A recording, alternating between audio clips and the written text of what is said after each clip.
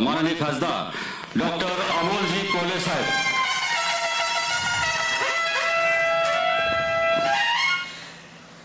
जय शिवराय. राजाराम बापू पाटील नागरी सहकारी पतसंस्था मर्यादित आष्टाच्या या नूतन वास्तू कार्यालयाच्या उद्घाटन प्रसंगी उपस्थित असणारे राष्ट्रवादी काँग्रेस पक्ष शरदचंद्र पवार पक्षाचे प्रदेशचे अध्यक्ष, माझे मार्गदर्शक नामदार जयंतरावजी पाटील साहेब, ज्यांची उपस्थिती आपल्याला मगाशी लाभली, ते प्रतीकजी पाटील, श्यामरावजी पाटील अण्णा, अध्यक्ष रघुनाथराव जाधव, विजयरावजी यादव, वैभवजी शिंदे, देवराजजी पाटील, बाळासाहेबजी पाटील, सुष्मिताताई जाधव, संजय बापू पाटील, दिलीपजी बग्यानी, संग्रामजी जाधव, आनंदराव नलावडे, प्रकाशजी रुकडे, विशालजी शिंदे, विराजजी शिंदे, झुंजाराव पाटील, माणिकराव पाटील, तेजस्वीताई बोंडे, स्नेहाताई माळी, सगळ्या संस्थांचे संचालक, विविध पदाधिकारी, सगळे सभासद वर्ग, सगळ्यांना पुन्हा एकदा जय शिवराय. आणि सुरुवातीलाच एक अभूतपूर्व घटना या दख्खनच्या पठारावर जी घडली आणि ज्यांनी 5 पातशाह्यांचे डोळे दिपले, त्या घटनेचे म्हणजे शिवराज्याभिषेक दिनाचा आपल्या सर्वांना मनपूर्वक शुभेच्छा, सदिच्छा देतो.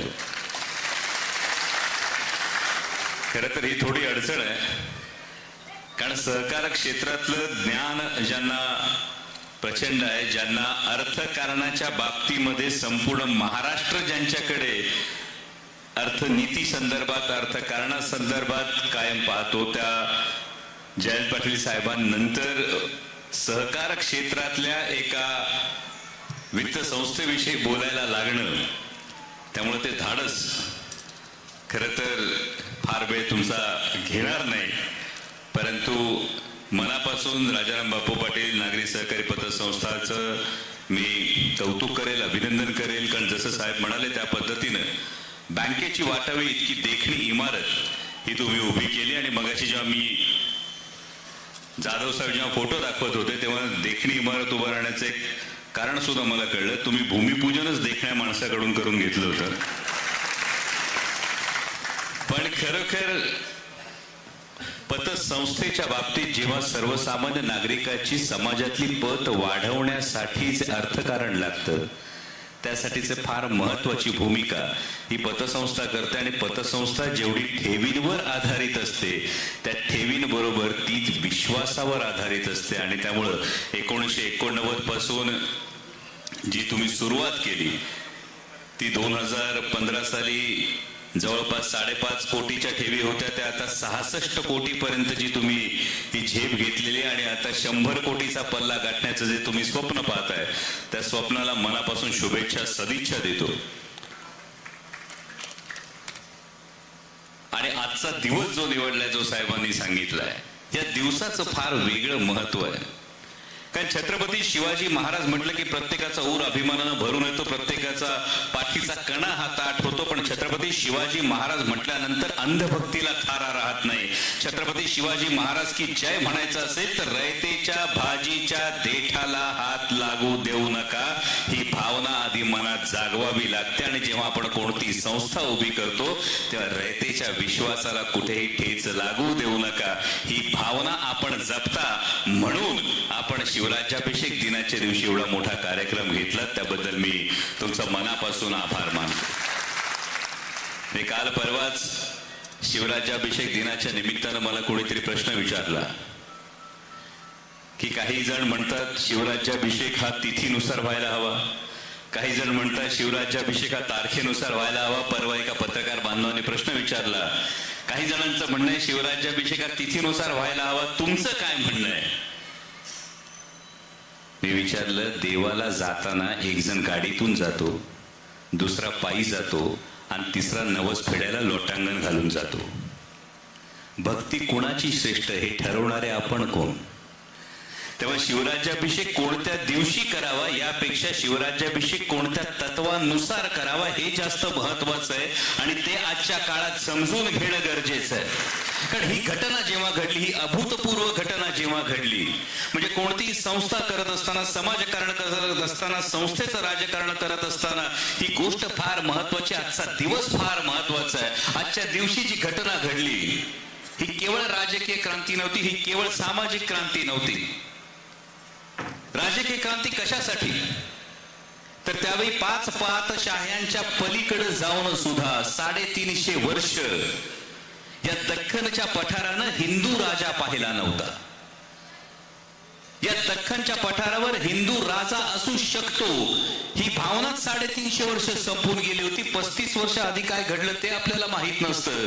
350 वर्षापूर्वी जेव्हा देवगिरीच्या यादवांचं साम्राज्य बुडालं, त्यानंतर फक्त या 5 पातशाह्यांचा या संपूर्ण हिंदुस्थानवर अंमल होता. त्यातही दख्खनच्या पठारावर जास्त होता. आदिलशाही होती, कुतुबशाही होती, निजामशाही होती, इमादशाही होती, त्यानंतर वर मुघलांचं साम्राज्य होतं. आणि त्यामुळं ही राजकीय क्रांती होती की हो, एकदेशीय माणूस हा राजा होऊ शकतो. पण त्याचबरोबर दुसरी गोष्ट भावांनो फार महत्वाची आहे, जी सामाजिक क्रांती होती की तोपर्यंतचा प्रत्येक राजा हा राज्याभिषेक करवून घेत असताना आपला राजदंड हा धर्मगुरूच्या हातात देत होता. आणि त्या धर्मगुरूच्या हातात राजदंड देऊन तो प्रतिज्ञा करायचा की माझा राजदंड मी माझ्या धर्मगुरूच्या हातात देतोय, आणि जर माझ्याकडून काही चुकीचं वर्तन घडलं तर माझा धर्मगुरू माझ्या डोक्यावर या राजदंडाचा प्रहार करून मला सिंहासनावरून पाय उतार करेल. याचा अर्थ काय होता? याचा अर्थ हा होता की धर्मसत्ता ही राजसत्तेच्या वरचढ होती. राजाने सिंहासनावर कुठपर्यंत बसायचं हे राजदंड हातात असणाऱ्या धर्मगुरूच्या हाती होतं. पण आजची ती घटना आहे, ही ती सामाजिक क्रांती आहे की जिथे राजदंड छत्रपती शिवाजी महाराजांनी स्वतःच्या हातात ठेवला आणि हे उदाहरण घालून दिलं. हे फार महत्वाची गोष्ट. जेव्हा आपण छत्रपती शिवाजी महाराज की जय जेव्हा म्हणतो, किंवा ज्या छत्रपती शिवाजी महाराजांचं आपण स्मरण करतो, ज्या छत्रपती शिवाजी महाराजांना आपण आदर्श मानतो, त्यांनी नेमकं कुठलं मूल्य आपल्याला दिलं? ते मूल्य हे आहे की त्यांनी राजदंड हा स्वतःच्या हाती ठेवला आणि दाखवून दिलं की धर्मसत्ता ही राजसत्तेच्या डोक्यावर नाही, तर धर्मसत्ता आणि राजसत्ता या दोघींनी एकमेकाच्या खांद्याला खांदा लावून रयतेच्या कल्याणाचं काम करायचं असतं. हा आदर्श जो घालून दिला तो हा आजचा दिवस आहे. आणि म्हणून या आजच्या पवित्र दिवशी खर तर जयंत पाटील साहेबांच्या मतदारसंघात येणं ही पर्वणी असते. तुम्ही खरंच फार भाग्यवान आहात त्या बाबतीत. म्हणजे आम्ही त्यांच्या सहवासासाठी काय मासूसलेले असतो, कारण त्यांच्याशी जाता जाता बोलताना 4 गोष्टी मिळतात, त्याच्यातूनही खूप काही गवसतं. पण इतकं तुम्हाला त्यांचा सहवास हा नेहमी जास्त लाभत असतो. आणि जेव्हा संस्था उभ्या राहतात, जेव्हा मगाशी संदीपजी तांबेकर बोलत असताना प्रास्ताविकामध्ये तुम्ही खासदार म्हणून बऱ्याच वेळा उल्लेख केला, मगाशी जयंत पाटील साहेबांनी त्यांच्या भाषणात उल्लेख केला. पण अमोल कोल्हे खासदार म्हणून उभा आहे, यामध्ये सिंहाचा वाटा जर कोणाचा असेल तर तो जयंत पाटील साहेबांचा.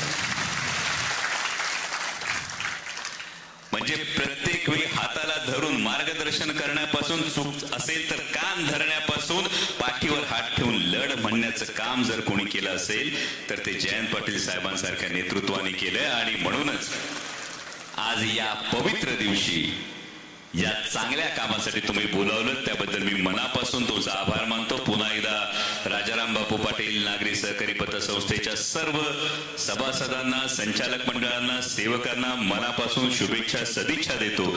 आणि लवकरात लवकर तुमचा हा 100 कोटीची झेप ही तुम्ही घ्याल अशी अपेक्षा व्यक्त करून आपली रजा घेतो. धन्यवाद. जय शिवराय. हॅलो, पुढेही ओटू नका. कृपया एक विनंती आहे, आभार प्रदर्शन झाल्यानंतर संचालक मंडळ आणि सेवकांच्या बरोबर एक प्रमुख पाहुण्यांच्या सोबत फोटो होईल, त्यानंतर आभार प्रदर्शन होईल, त्यानंतर आपल्या सर्वांच्या स्नेह भोजनाची व्यवस्था केलेली आहे.